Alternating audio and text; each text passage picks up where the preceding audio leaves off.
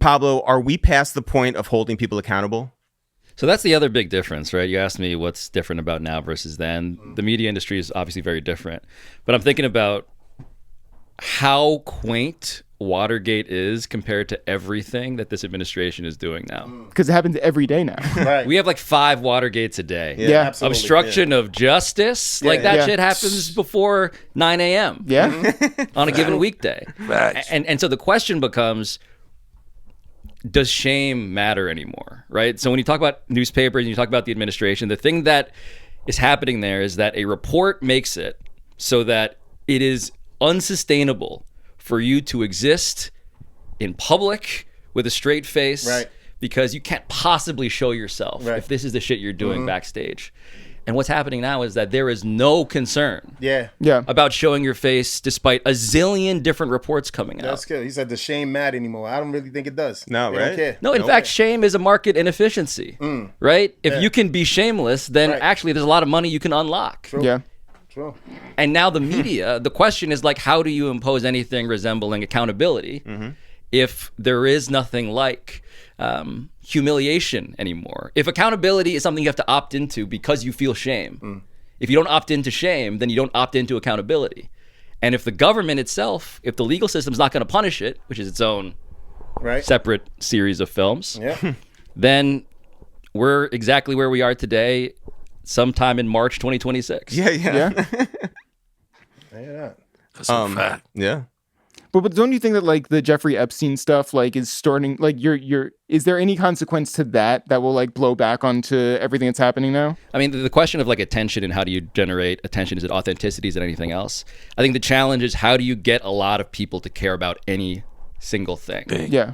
right? We all know this. You guys exist in the same cell phone that I do. Everything is broken up to a zillion different pieces. Yeah. And so the idea of like, oh, this is the biggest story today. You know, Watergate was the biggest story for that year. Right. For that year. And for many years after. But now, not only are there more headlines you have to process, we're not all getting the same newspaper at all. We're not getting the same news. Where do you get your news?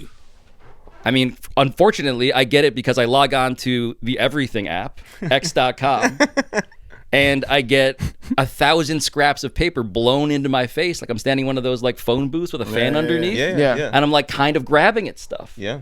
And that's by the way, I'm a journalist. That's my fault, right? I'm still trying to get it so that I can buffet style eat the news. And that's a problem that every, I think, young person is also dealing with. I wonder if I'm like not getting news because I don't go on Twitter anymore. You know? Like, where do you get your news? Here and there, a little bit of everywhere, and talking to people. Sometimes I think you got to subscribe that if you want to pay attention to the news, or if you don't want to pay attention to the news. And if you pay too much attention to the news, then you're missing out on something else because they want you to pay attention to it. These files been out for fucking years, bro. Yeah. 7 years later, they give you files. Like sometimes you have to question why things happen, when they happen, what's going on, and then how there's no consequences to it. What are the consequences? Yeah, the files are out. You're hearing about everything, this and that. If there's proof and there's solid proof, then where are the consequences? And if there are no consequences, then that even shows you You're doing it for another You're purpose. doing it for Yeah. another person and purpose, and it's even showing you how much power they're saying you as the people don't have, because we can make sure you're paying some attention to this for this long to where you're not paying attention to other shit. So like now people give a fuck about the Epstein's files more than they give a fuck about their own files in their personal desk. Now everybody's attached to what's happening, and they knew that would happen. But where's the blowback?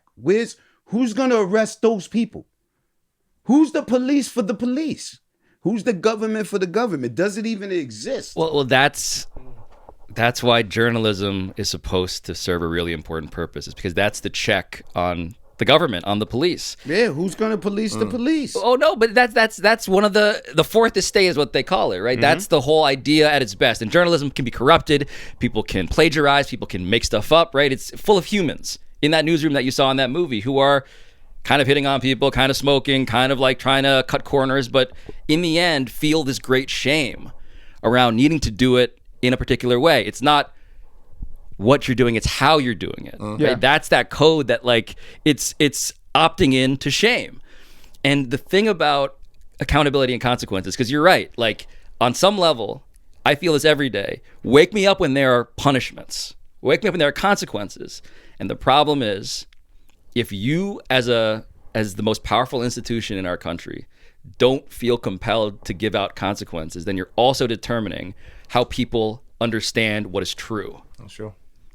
And that's where all we can do is hope that people pay attention to stuff. And then you have to game the system of like, how can I make news go viral? How can I make this headline more appealing to someone who's on TikTok for 5 seconds? How do I make a video that, does that shit Mr. Beast does? It's depressing. Right. Yeah. It's really depressing. How can I get famous people to care about this? Yeah. So it was a simpler time back then. Yeah. That's it. These are two guys who put their all into this. What's something that you have done that you put like everything on the line for, that like let's say like career wise, that You know what you said? The lines. No, I know that. I was looking at Jeff. Oh, I'm sorry. Yeah.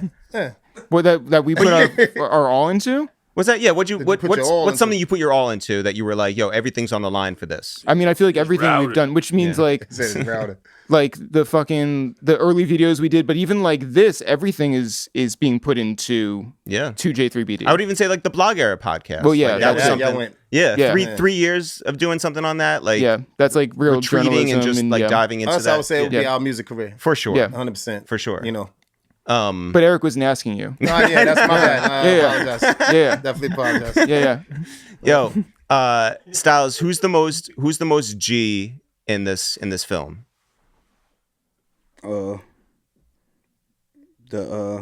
Samuel. He wasn't in this?